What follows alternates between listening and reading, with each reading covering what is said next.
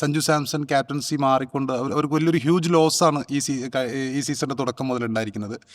അപ്പം രാജസ്ഥാനെ സംബന്ധിച്ചിടത്തോളം അവർ പ്ലേ ഓഫിലേക്ക് എത്തി എന്നുള്ളത് വലിയൊരു നേട്ടം തന്നെയാണ്. കാരണം ഒരു പുതിയ ക്യാപ്റ്റൻ്റെ കീഴിൽ നമ്മൾ തുടക്കത്തിലേ പറഞ്ഞിരുന്നു, റയാൻ പരാഗ് ഒരു ക്യാപ്റ്റൻസി മെറ്റീരിയലാണ് എന്ന രീതിയിൽ നമ്മൾ പറഞ്ഞിരുന്നു. അപ്പോൾ അതേതാണ്ട് ശരിയായ രൂപത്തിൽ തന്നെയാണ് അദ്ദേഹത്തിൻ്റെ ക്യാപ്റ്റൻസി. എങ്കിൽ കൂടിയും കഴിഞ്ഞ മത്സരത്തിലും ഇവരുടെ ബോളിങ്ങിൽ കൃത്യമായ ചേഞ്ചുകൾ വരുത്താൻ സാധിച്ചെങ്കിലും ബാറ്റിങ്ങിൽ ബാറ്റിംഗ് ഓർഡറിൽ ഒരുപാട് പിഴവുകൾ രാജസ്ഥാൻ വരുത്തിയിട്ടുണ്ട്. ഇപ്പം ദസുൻ ഷനഗയെ നേരത്തെ ഇറക്കുന്നു.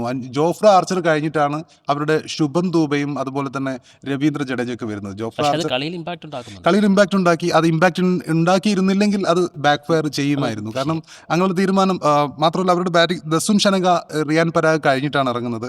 അത് കഴിഞ്ഞിട്ട് പിന്നെ ഡൊണോവൻ ഫെരേരിയൊക്കെ പിന്നെ അത്യാവശ്യം നന്നായിട്ട്, അതായത് റിയാൻ പരാഗ് ഇറങ്ങിക്കഴിഞ്ഞതിന് ശേഷം ഔട്ടായതിനു ശേഷം ഇറങ്ങേണ്ട ഒരു താരമായിരുന്നു നമ്മുടെ ഫെരേരിയ 1-2 മത്സരം കളി ജയിപ്പിച്ച താരമാണ്. അപ്പം അവിടെ ഒരു ചൂതാട്ടം ഷനഗയെ ഇറക്കിയിട്ട് നടത്തുന്നുണ്ട്.